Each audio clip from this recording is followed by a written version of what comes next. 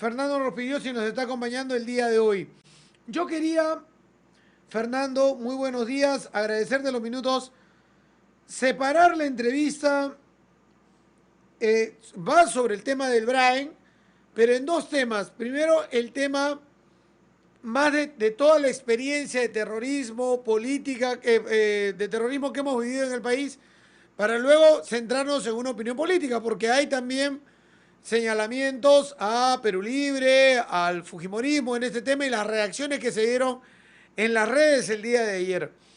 Pero hace un momento acabo de terminar una entrevista con el ex parlamentario Heriberto Benítez, que es asesor de la Comisión de Fiscalización y nos estaba presentando un informe.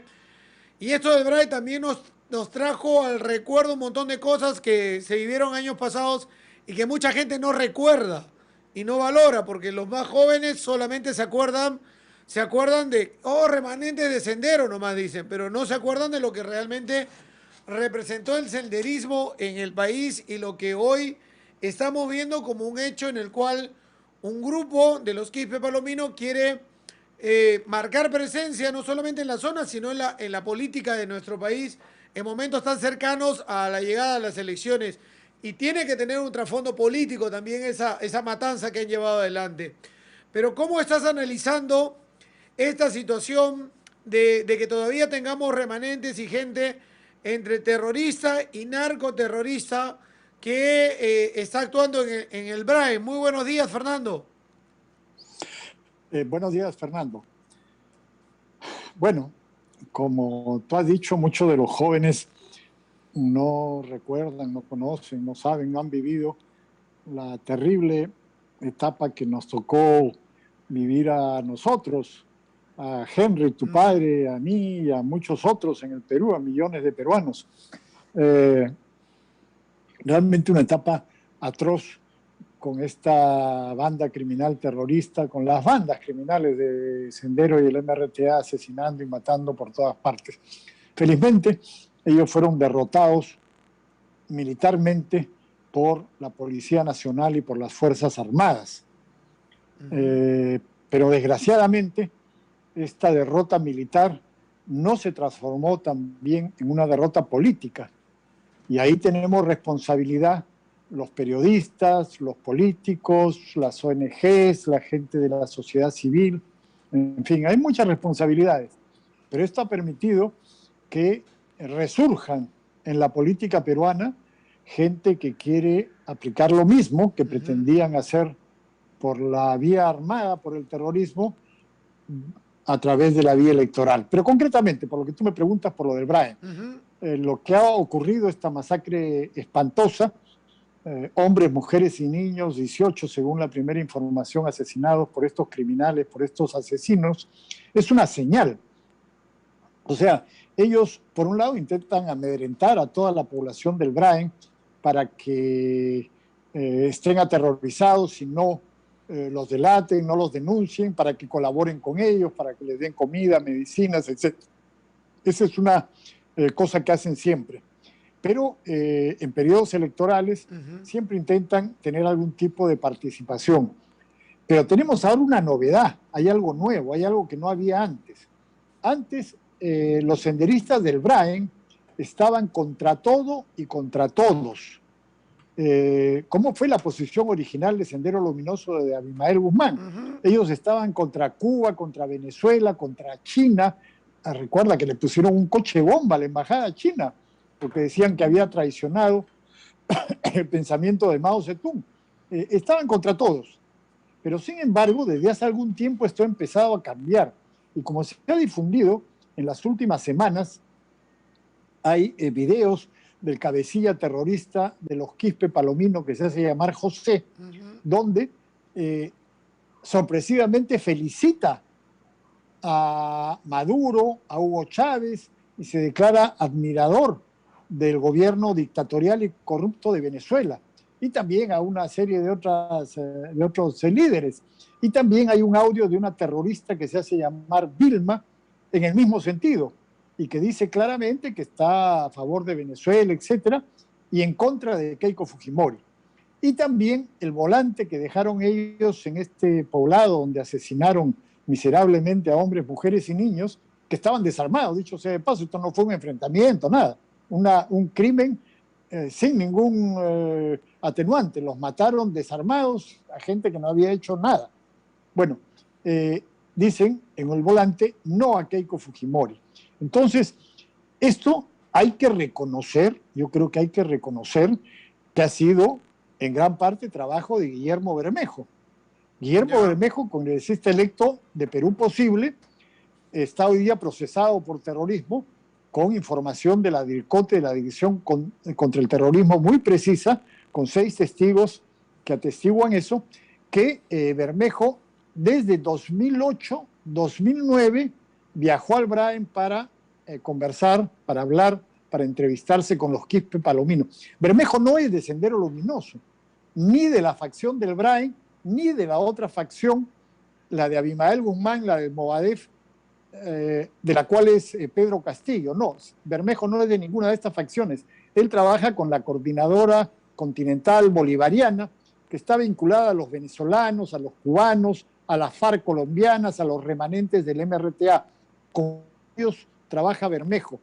Y a través, dicen, según la Dirección contra el Terrorismo, de Vladimir Cerrón, el dueño de Perú Libre, es que se vincula con los Quispe Palomino, porque no cualquiera llega, por supuesto, a donde los Quispe Palomino. Ellos conocen muy bien la zona y tienen varios cordones de seguridad. Pero según la DIRCOTE, esto no es afirmación mía ni de un periodista, no. Esto es según la DIRCOTE y según la Fiscalía que está procesando a Bermejo. Bermejo llega al Brain. ¿Con qué finalidad? Con la finalidad de intermediar políticamente para que ellos vayan variando su posición de rechazo a todos y se vayan alineando con Cuba, con Venezuela y bueno, con lo que está ocurriendo ahora en el país. Y por eso hay estos videos y estos audios que revelan este cambio de posición del Sendero Luminoso y estos volantes que han distribuido diciendo no a Keiko. Esa es la novedad. O sea, ellos están mandando una señal al país entero, por supuesto a todos los habitantes del Braille, pero al país entero. Por eso han cometido esta masacre tan espantosa de 18 personas, según las primeras informaciones y las informaciones de la DIRCOTE. Lo que ha ocurrido es distinto a lo que había pasado en otras ocasiones. Hace poco, por ejemplo, ellos masacraron a una familia de 4 personas porque decían que eran soplones de las fuerzas de seguridad, en fin, pero cometen esta masacre tan espantosa para que todo el mundo, todo el Perú se entere de qué lado están. Ahora, esa es mi pregunta, o sea, ¿qué es lo que quieren ellos? Porque para los peruanos lo que teníamos en la cabeza es que los remanentes de Sendero, como se les conocía, eran más los chalecos del narcotráfico en la zona, ¿no? O sea, el parachoques con las fuerzas del orden, con fuerzas policiales, militares en el Brain, que conocen la zona y que llevan acciones para alejarlos de esos sectores y que el narcotráfico se pueda desenvolver ahí.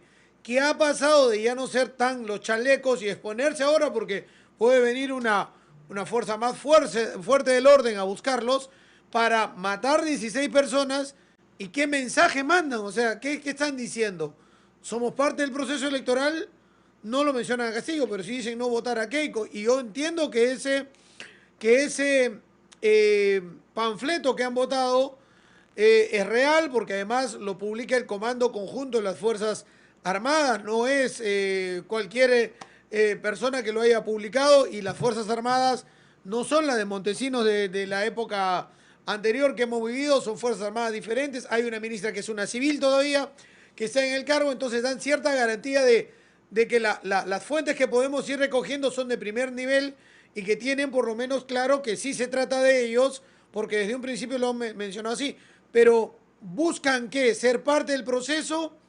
¿Quieren decirle algo a Castillo? ¿Quieren decirle algo al país? ¿Qué es lo que pues, sí. Muerte de 16 personas, incluidos niños, llegaron a masacre de estas circunstancias? Sí. Es decir, ellos no han dejado de ser sicarios del narcotráfico. No, eso no lo han abandonado ahora, ni lo van a abandonar nunca, porque de eso viven. Ese es el motivo de su existencia. Sin el narcotráfico ellos ya no existirían, ya habrían desaparecido.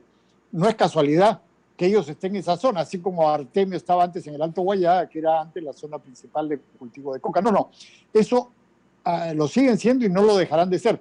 Pero es un error también decir que ellos son solamente una firma del narcotráfico. No es así, porque en efecto, como tú has dicho, al narcotráfico no le interesa la publicidad. El narcotráfico trata de pasar desapercibido. Claro. Por supuesto que ellos también matan y hacen esas cosas, pero solo cuando están amenazados directamente, sus intereses están amenazados. Pero ellos no buscan publicidad como si busca el terrorismo, que siempre ha buscado publicidad en el Perú y en cualquier parte del mundo. Entonces, ellos son un grupo terrorista, pero a la vez trabaja con el narcotráfico. Por eso le dice mucha gente narcoterroristas, en fin. Pero ellos sí quieren dar un mensaje.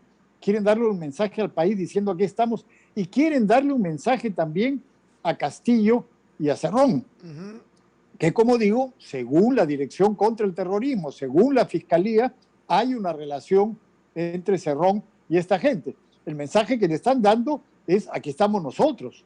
No nos vayan a olvidar, ojo, somos parte de esto. Eso es lo que les están diciendo a Castillo y a Cerrón. Entonces, creo que está muy claro el objetivo político que tienen con esta horrible masacre. O sea, para darle un mensaje al país, no sacan un volante, asesinan a 18 personas, como se dijo al comienzo, 16 se dice ahora, pero asesinan a muchas personas inocentes que no tienen nada que ver con nada, que no estaban armadas, que no se enfrentaron con ellos, simplemente los asesinaron, los masacraron a mansalva sin ningún tipo de consideración.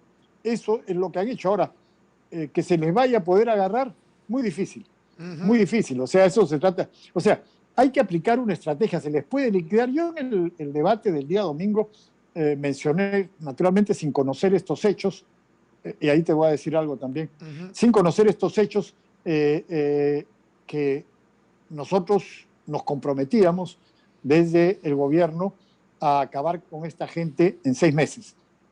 Es decir, ¿hay estrategias que se pueden usar y que son exitosas? Sí. ¿Hay estrategias que han sido probadas en el Perú? Sí. Está la estrategia que se usó en el Alto Guayaga para acabar con la banda de Artemio. ¿En qué consiste? Inteligencia y golpes de mano. No movilizar a miles de soldados, porque en una selva impenetrable eso es muy difícil y caen emboscadas y todo. ¿Qué significa inteligencia y golpe de mano? Hay que ubicarlos, eso es lo más difícil. Ubicarlos es lo más difícil porque son selvas impenetrables realmente. Yo he estado muchas veces en el Alto Guayaga, muchas veces en el BRAE, y es realmente complicado. Pero con inteligencia lo ubicas. Es decir, inteligencia es la inteligencia humana, tener informantes, tener gente que te dé información precisa, y la inteligencia de señales, ¿no? Hay medios electrónicos, en fin, que se usan. Inteligencia, y cuando los ubicas, los liquidas. Esa es la cosa. Así se acabó con la banda de Artemio. Los liquidas o los capturas, como Artemio. ¿Y en el BRAEN se ha aplicado? Sí, se ha aplicado. En el año 2012 y 2013 se aplicó esa estrategia, inteligencia y golpes de mano. Se liquidó en el 2012 a un terrorista llamado William. Y en el 2013 a 2 terroristas, a 2 asesinos, 2 criminales miserables, como Alipio, que era el mando militar, y Gabriel, el menor de los Quispe Palomino, que el año anterior había realizado una incursión en la convención y había terminado en un desastre para la fuerza de seguridad con muertos y heridos. Bueno, a estos 2 criminales se les ubicó y se les liquidó, sin despliegue de grandes unidades, ni mucho menos. Ahora, ¿por qué no se siguió con esta estrategia? Eso ya no lo entiendo. No lo sé.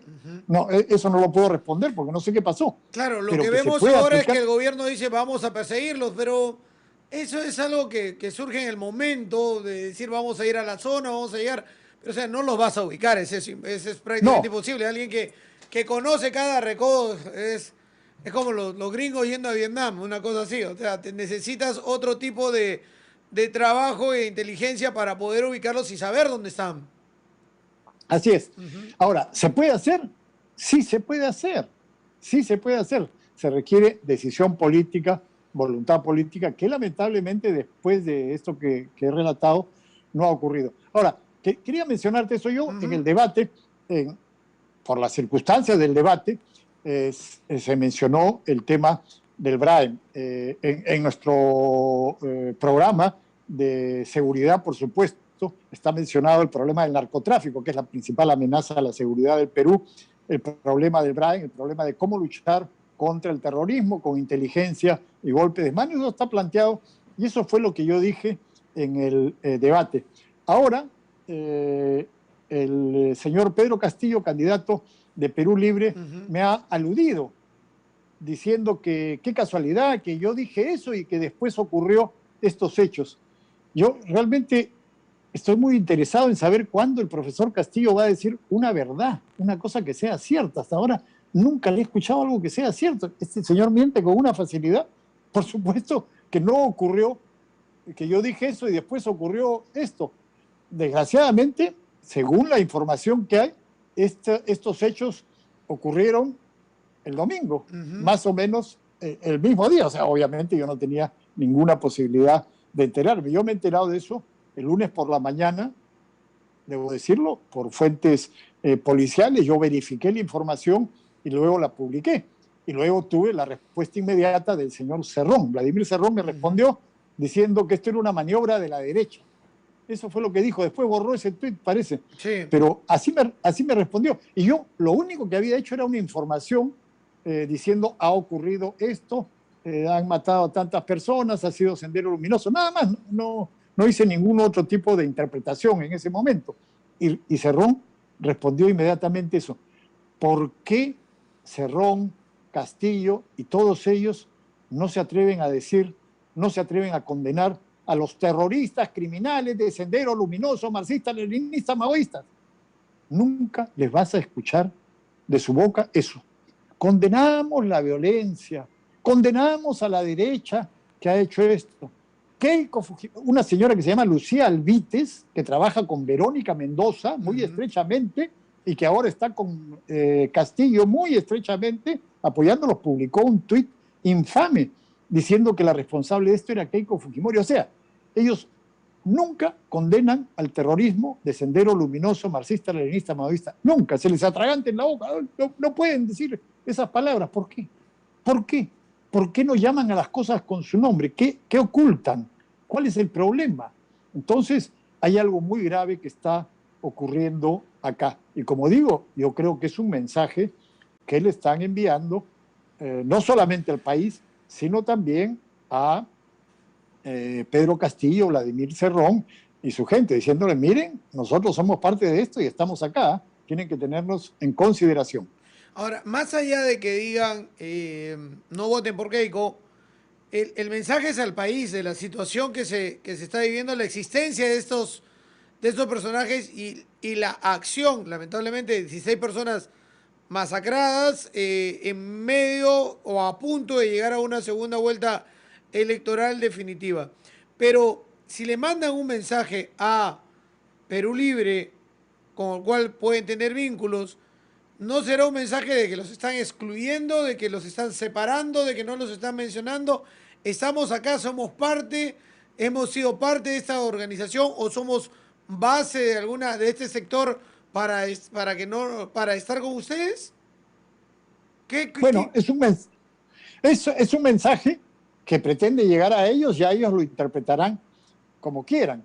Ojo, en el caso de Pedro Castillo, que se victimiza, dice me tarruquean, eso es mentira, eso es falso. Por lo menos yo te digo con toda claridad, en 2017 yo defendía a Pedro Castillo. Decías que no era terrorista. Obvio, porque no es terrorista. En el año 2017 el gobierno de aquel entonces dijo que era terrorista. Y yo dije, no es terrorista, porque el Movadef que trabaja con Pedro Castillo desde el 2017 en la huelga magisterial y ahora, por supuesto, que lo están apoyando, están participando. He visto que hay congresistas electos que era Conare. Claro, Conare, SUTEP, Movadef. Movadef es Sendero Luminoso. Sendero Luminoso de Abimael Guzmán.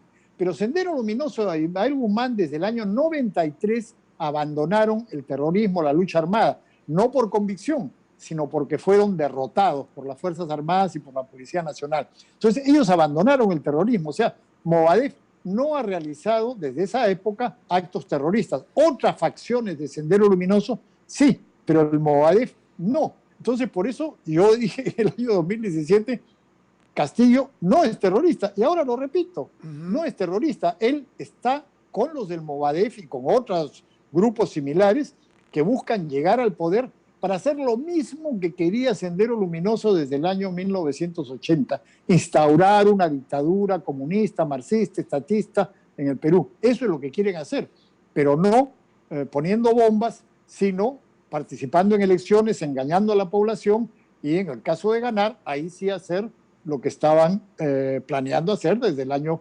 1980, pero lo que ha cambiado es el método para ellos. Ahora, en el caso de los terroristas del Brain, ellos no han cambiado ni ideología ni método, siguen con lo mismo, siguen practicando el terrorismo porque, y ahí viene el punto que tú planteaste antes, porque viven del narcotráfico y ya están involucrados en eso y es su modo de vida, eso ya no lo van a cambiar. Pero están dando ahora una clara señal a la población del Perú en general y en particular a la gente de Castillo y Cerrón. ¿El panfleto que difunden te convence que sea totalmente, o sea, hay cambio en el discurso o se mantienen en la línea? No, se mantienen en lo mismo, claro, como te digo, han cambiado porque ahora respaldan a Hugo Chávez, respaldan a Venezuela, y ahí dicen claramente no a Keiko, ¿no? En otras oportunidades no han dicho cosas así, sino estaban en contra de todo el mundo, pero ahora están específicamente en contra de Keiko. Es clarísimo, sí, los expertos de la DIRCOTE han analizado eso y no hay ninguna duda, cero duda, 100% seguridad que es esta facción terrorista del BRAI. Hacen una alusión, por ejemplo, ahí, que es clarísima, pues que esto lo entienden solamente la gente que conoce el tema, al Gordo Young. El Gordo Young fue un colaborador de las fuerzas de seguridad al cual ellos asesinaron hace algún tiempo. Eso fue público, se conoció en los medios, pero claro, es una cosa que solo los especialistas recuerdan. Ya. Entonces, inmediatamente, pues uno que sabe se da cuenta cuando están haciendo alusión al Gordo Young que ellos mataron. Entonces dicen, miren, esto les ocurre a todos los que dan información a la fuerza de seguridad. Eso es muy importante para ellos. Como yo te decía, para liquidarlo se requiere inteligencia. Pero inteligencia, ¿qué cosa es? Información. Información, o sea, inteligencia humana e inteligencia de señales. La inteligencia humana es información que te proporciona gente concreta, de carne y hueso. Entonces, por eso ellos siempre buscan matar, asesinar a todo aquel que consideran informante y amedrentar a la gente para que no le dé informe a la fuerza de seguridad, porque de esa manera los pueden ubicar y liquidar. Por eso hacen alusión al Gordo Young. Miren a los que colaboran con la fuerza de seguridad. Y bueno, además toda la necedad y estupideces que dicen de liquidar a homosexuales, lesbianas, alcohólicos, prostitutas. Una limpieza. En realidad, una cosa espantosa, ¿no? Una cosa criminal, asesina. Ahora, Fernando, pero todo esto, ya hablando del tema político, ¿le favorece a Keiko? No sé, mira, porque... ¿Por qué no? Digamos Porque las cosas. lleva el No sé, análisis porque, hacia el punto de la campaña que se ha hecho de una lucha contra el comunismo y en la cual señalan a Perú Libre y un panfleto diciendo no voten por Keiko, que los terroristas digan no voten por Keiko, terminan favoreciendo a Keiko. pero mira, el punto, y te lo digo con toda franqueza, es que a estas alturas de la campaña electoral, con la polarización que hay mucha gente que ya no escucha. Entonces pueden aparecer 1000 pruebas y la gente no escucha. Entonces están apareciendo evidencias, pero tú ves cómo se comportan estas personas. Ahora acabo de escuchar un spot de ellos que dicen que el terruqueo y todas estas cosas son mentiras.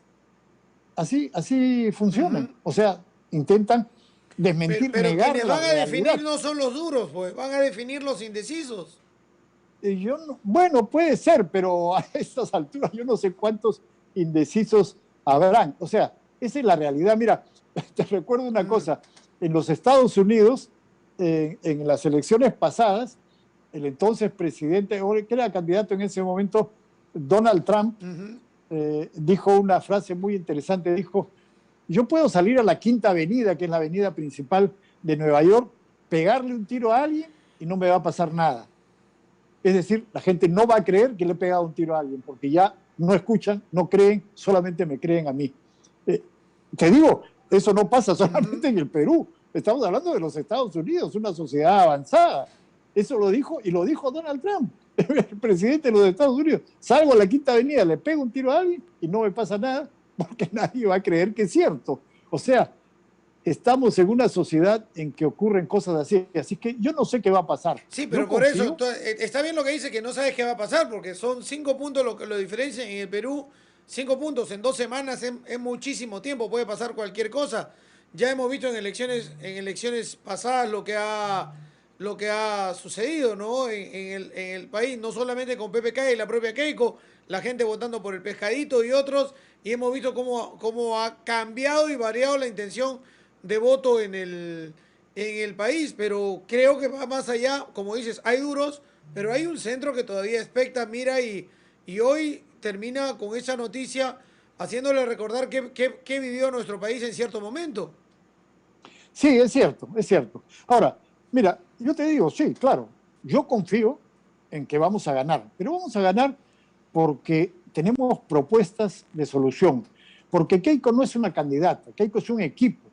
Hay un equipo que ha venido trabajando consistentemente desde hace tiempo, un equipo al que se han ido sumando muchas personas con capacidad, honestidad y experiencia, y que es un equipo que puede empezar a gobernar y resolver los problemas de la gente. Es decir, ¿cuáles son los problemas? Trabajo, comida, salud y seguridad.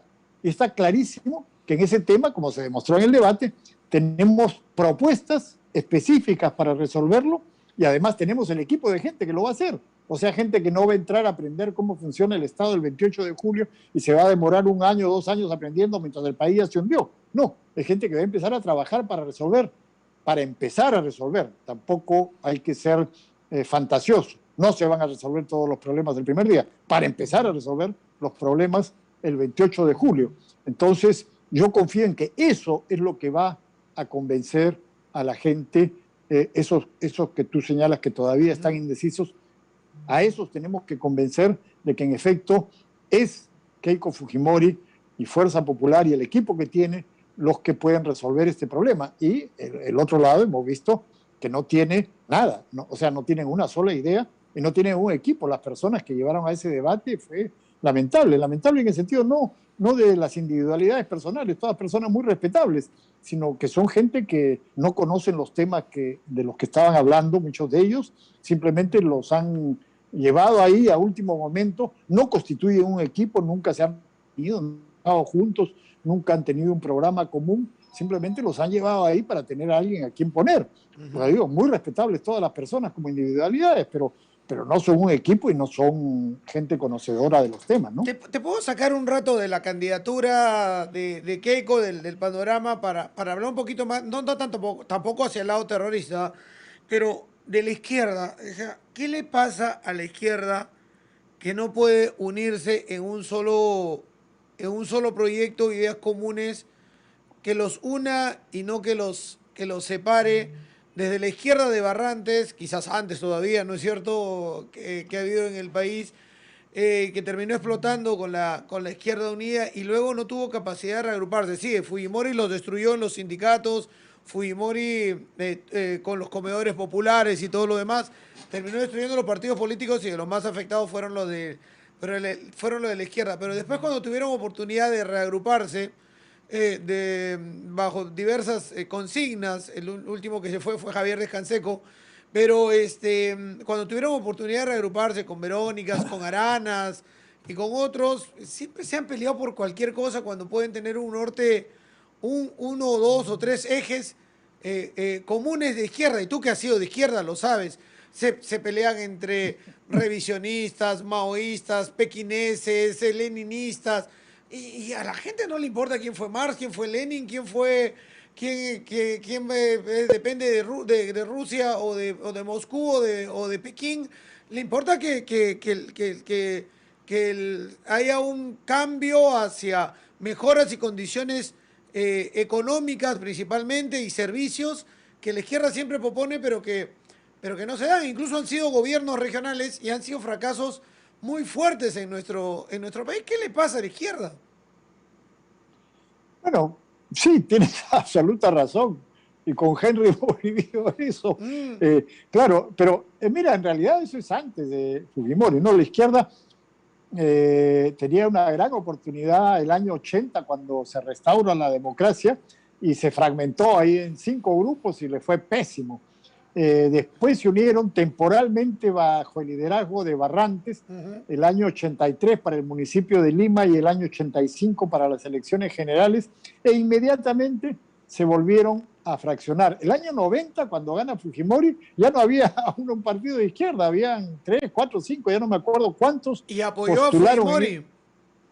Bueno, claro, en la segunda vuelta apoyaron a Fujimori, pero en la primera vuelta hubo varios grupos de izquierda, no hubo uno. Ya estaban fragmentados antes. Y luego se siguieron fragmentando en la Asamblea Constituyente del 93 y en todas las elecciones posteriores, ¿no? Ahora, en parte hay discrepancias políticas, ciertamente, pero básicamente en eso somos peruanos todos, derechas e izquierdas, básicamente es caudillismo, ¿no? Y rencillas de ese tipo, todo el mundo quiere ser el número uno, todo el mundo quiere ser el líder, y finalmente terminan divisiones, subdivisiones y más divisiones, ¿no? Hemos visto cómo en el 2016 llegaron en un solo grupo, luego se divide Arana y Mendoza, y en fin, han seguido todas las divisiones, y es así, pues, es así, eso es una cosa de nunca acabar, según parece. Sí, pues, lamentablemente. Esperemos seguir conversando, Fernando. Te dejo un abrazo acá desde Radio 1 de Tacna. Muchas gracias. Claro, un saludo para todos los tacneños, a los que siempre se les recuerda con mucha gratitud por lo que han hecho a través de la historia por el Perú. Muchas gracias. Muchas gracias. Gracias por acompañarnos. Bien, Fernando Rospigliosi. Quería dividir la entrevista, como se los dije al principio, en 2 temas. Primero, su experiencia. Periodista, analista político, ex ministro del Interior, larga experiencia política. Hay algunos personajes políticos y profesionales en el país que conocen toda la historia sobre el tema de Sendero y su antigüedad y su pasado, mejor dicho, y su actual realidad. Uno de ellos es Fernando Rospigliosi, es innegable. Hay muchos con los cuales se puede consultar. Y luego un tema político, ¿por qué? En mi opinión, esto termina favoreciendo por un tema del miedo a Keiko Fujimori. Habrá que verlo eso posteriormente. Estamos tratando de ubicar y lo hemos dicho temprano también acá en la radio, una contraparte de la gente Perú Libre para conversar con ellos y también que opinen qué es lo que está pasando. Porque hay un tema, el hecho doloroso es la muerte de 16 personas, pero hay un acto sanguinario, una masacre perpetrada por un grupo, en mi opinión, ya identificado por el Ministerio de Defensa. Si ellos lo dicen, este no es un Ministerio de Defensa de Vladimiro Montesinos, por si acaso, tiene una ministra y un gobierno democrático. Entonces, tienen los indicios de que es Sendero, ¿no? Claramente ya lo han señalado en un comunicado. Pero esto merita una investigación. Pero no vamos a negar de que Sendero o estos remanentes de Sendero con el narcotráfico actúan por alguna razón. Actúan por alguna razón para favorecer a Castillo, para mandarle un mensaje a Castillo, para perjudicar a Keiko, para ayudar a Keiko, o quieren simplemente decir acá estamos, somos parte de esta contienda, como aparecemos cada 5 años con algún golpe, atentado o hecho fuerte para que sepan que existimos y somos parte de esta estructura que hay violenta en el país y que todavía queda en el Brain, porque tiene razón Fernando, esto hace de que las Fuerzas Armadas ahora miren a los narcos, ¿no? Y a los narcos esto no les conviene, pero es un hecho, además de sanguinario, político que se está produciendo. Por eso es que creo que lo primero que había que tocar ayer, y muchos se equivocaron, era el dolor, el luto, la muerte, pero pasado eso, hay que hacer una investigación y hay que saber qué hay detrás de todo esto. ¿Qué hay detrás de todo esto? Hay deslindes que hay que hacer, y ahí lo está diciendo el propio Fernando Rospigliosi. Yo creo que tiene razón en ese tema cuando dice, Pedro Castillo no es terrorista. Pero es que, y ya lo hemos explicado acá en la radio en N oportunidades, el senderismo fracasado, el senderismo por la violencia, el senderismo por el terrucos, el senderismo al ver capturado a Ismael y a las principales cúpulas, tira para atrás y en algún momento busca una forma de cómo entrar en la búsqueda del poder por la democracia. Lo quiere hacer a través de Movadef e inscribir un partido político y no lo puede hacer. Se lo prohíben, ¿por qué? Porque los lineamientos, el ideario era prácticamente Sendero Luminoso. los que habían puesto en el Jurado Nacional de Elecciones. Y el Movadef, como agrupación política, se empieza a articular en diversos sindicatos. Uno de esos es el CONARE, que es el paralelo al SUTE. Por eso es que hay varios del CONARE que son señalados como proterroristas porque firman los planillones del Movadef. No como CONARE, sino porque son CONARE, que es el sindicato, un sindicato paralelo al SUTE de maestros, pero que firmaron los planillones para que Movadef, con ese diario pro-senderista, se inscribiera ahí. Y ese Movadef le da un respaldo en la huelga a Castillo, que dirigía esta agrupación. Entonces, no van por las armas, pero tienen una ideología y un pensamiento. Ahora, están en democracia. Y está bien que se hayan sometido a la democracia. Y los hechos y las circunstancias los han llevado a estar a punto de ganar las elecciones. Porque tienen 5 puntos de ventaja en estos momentos. ¿Mm? ¿Mm? Entonces, eso creo que hay que tenerlo en cuenta. Hay que tener en cuenta la